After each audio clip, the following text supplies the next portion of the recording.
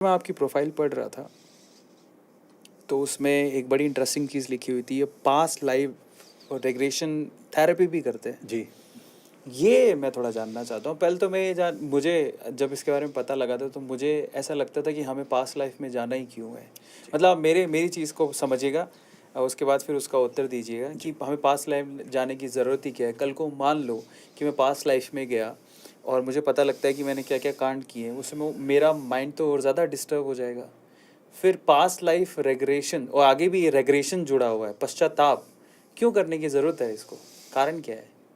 आपकी बात से बहुत एतबार रखता हूँ मैं, खुद आपसे एग्री करूंगा इस बात पे कि मैं पास्ट लाइफ में हर एक को नहीं लेके जाता। ओके। क्लाइंट मेरे पास आते हैं, बहुत बहुत पैसे का प्रलोभन देते हैं कि इतने पैसे दे देंगे आप लेके चलो, मैं साफ साफ मना कर देता हूँ। ओके। अभी रिसेंटली कल परसों ही किसी ने मुझे बहुत बड़ा अमाउंट ऑफर किया था कि मेरी वाइफ को ले जाइए, मैंने साफ साफ मना कर दिया। मैं कहा आपकी वाइफ स्टेबल नहीं है।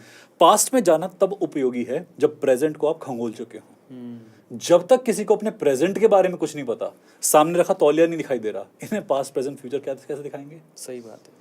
आपको सामने खड़ा इंसान ही नजर नहीं आ रहा, आपकी आंखों पे घमंड का वो चश्मा चढ़ा हुआ है, या आपके ज्ञान के क्षेत्र में आप इतनी उन्नति कर चुके हैं कि आपकी एजुकेशन, आपकी लिटरेसी भारी हो गई है। तो आप पास्ट लाइफ रिग्रेशन कैसे करेंगे? तो पहले आपको एजुकेट होना पड़ेगा, तब आप पास्ट क्या, फ्यूचर क्या, किसी भी काल में जा सकते हैं। तो मुझे नहीं लगता कि हर कोई पास्ट लाइफ रिग्रेशन के लिए तैयार होता है, और ना मैं हर किसी को लेके जाता। ये उसके लिए है जब इंसान शांत हो जाए। अगर मेरे पास थेरेपी के लिए कोई आता भी है तो 5 दिन का पहले डिटॉक्स करते हैं, विजुअल डिटॉक्स। ना यूट्यूब चलेगी, ना कोई न्यूज चैनल चलेगा, ना मोबाइल देखेंगे। 5 दिन तक अपनी आंखों को आराम देंगे, फालतू लोगों से नहीं मिलेंगे, कोई न्यूज़पेपर नहीं पढ़ेंगे, फालतू ज्ञानेंद्रियों को कष्ट नहीं देंगे, आराम से अपनी मस्ती करेंगे, भगवान का ध्यान करेंगे। 5 दिन पास्ट क्या, प्रेजेंट क्या, फ्यूचर क्या, सब देख लेंगे।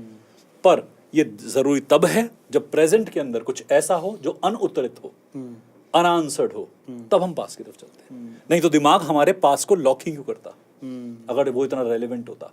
मुझे बिल्कुल आपकी बात से एग्री है इस बात के लिए, और मैं 100% एग्रीमेंट देता हूं कि जब आप कुछ ऐसा देख लेते हैं पास्ट में जो कि सेटिस्फैक्टरी नहीं होता, कैटास्ट्रॉफिक होता है, और जब आप प्रेजेंट में आते हैं तो फिर आपको रिजॉल्व करना भी पड़ता है। कई बार क्लाइंट, मान लीजिए मैं केस लेता हूं, अपनी माता को देखा पास्ट में अपनी प्रेयसी के तौर पे, और उससे आप संबंध हो चुके हैं।